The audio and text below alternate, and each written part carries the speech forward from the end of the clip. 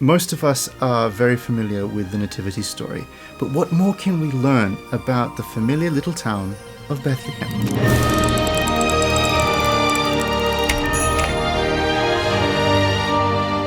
In a famous Christmas sermon in the 4th century, St. John Chrysostom said this: "Bethlehem this day resembles heaven, hearing from the stars the singing of angelic voices, and in place of the sun, enfolds within itself on every side the sun of justice." The town of Bethlehem is just south of Jerusalem and is an ancient place. However, for most of its history, it was a little backwater town that nobody ever thought of and that didn't really affect the world around it that much. But centuries before Jesus was born, another shepherd king came from there. Young David was just outside this little hometown of his, minding the sheep, when he was called to be the king of Israel. Tradition says he was minding sheep in land that had been owned by his own ancestors, Boaz and Ruth. The fields of Boaz were the exact same fields where the shepherds heard the singing of the angels centuries later for the birth of Christ. David's love of his hometown continued throughout his life, during a very difficult period when he was living very much like Robin Hood, an outlaw in the wild, running away from the king. It was to Bethlehem that his men went to fetch water from the well of Bethlehem as a gift to David. But David poured it out as an offering unto God. Jesus Christ is often referred to as the Son of David, the heir, both spiritual and literal, to kingship. When the wise men come to Herod and tell him that they have come looking for the King of Kings, Herod and his scribes, though blind to what's about to happen in the world, still know exactly where to look. They are familiar with the age-old prophecy regarding Bethlehem. "But you, Bethlehem Ephratha, though you are little among the thousands of Judah, yet out of you shall come forth to me the one to be ruler in Israel, whose goings forth are from of old, from everlasting." The tiny town of Bethlehem had long been prophesied as the hometown of the Messiah. The name Ephratha is another name for the area in which Bethlehem is. The name Ephratha means fruitful. It's a name that corresponds very well to the name Bethlehem. Bethlehem means the house of bread. And so it is from the house of bread that the bread of life comes. And this prophecy is actually incredibly specific.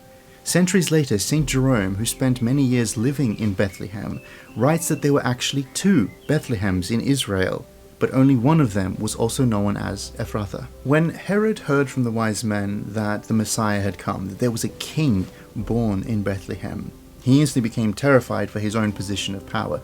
It was a precarious one. He'd been placed there by the Romans.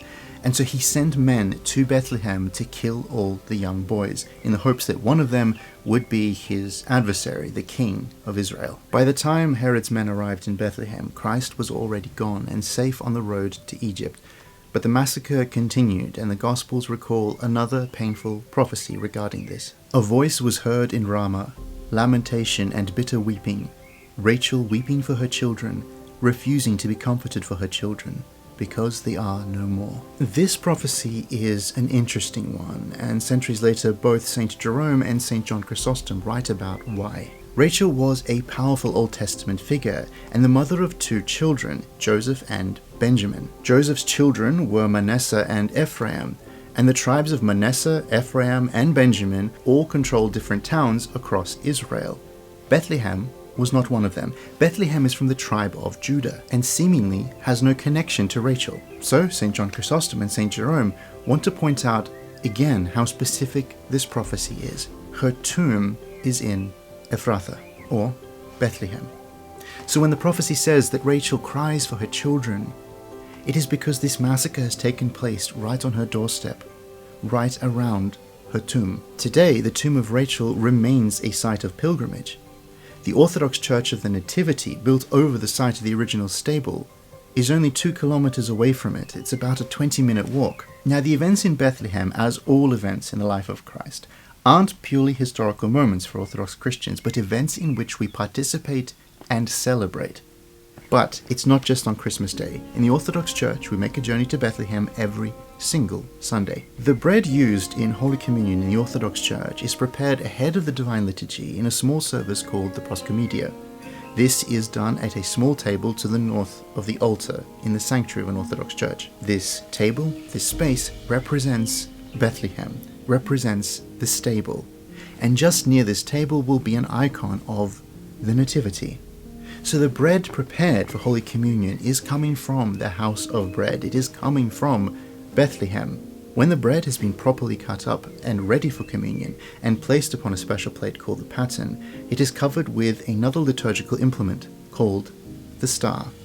The Star of Bethlehem is still followed by the wise men to Christ. Bethlehem has significance far beyond Christmas Day because it was in Bethlehem that the universe changed forever.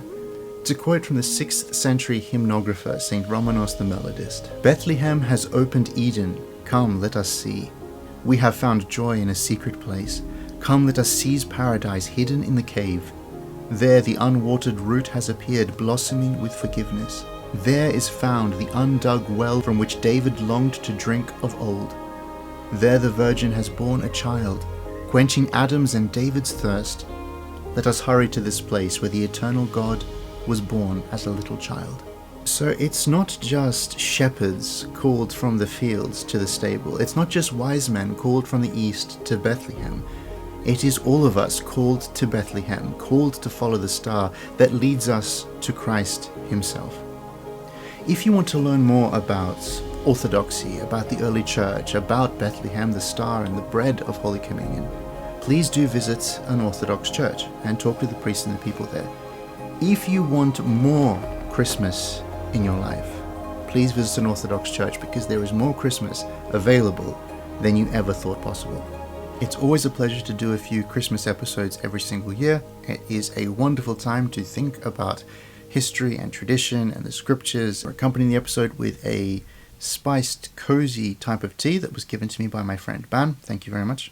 And it is lovely. I feel like spiced teas are a big part of Christmas.